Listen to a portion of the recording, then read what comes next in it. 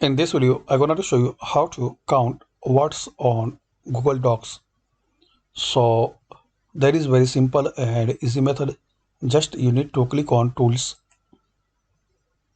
Now click on Word Count. So as we can see, we have two pages and words 206 and characters 1026. And if you want to count words any selected area, so select that area. Again click on Tools and Word Count.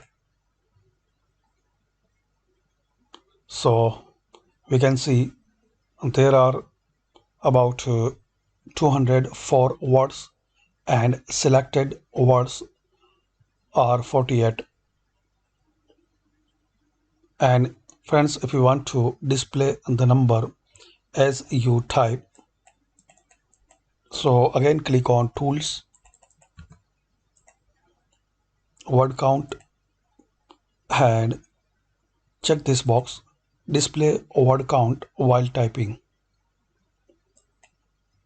So look here in this left side corner, and when you type any words,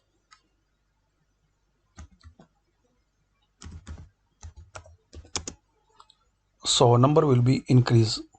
So that's it friends. By this easy and quick method we can know how to count words on Google Docs. Thanks for watching. Please comment this video useful for you or not.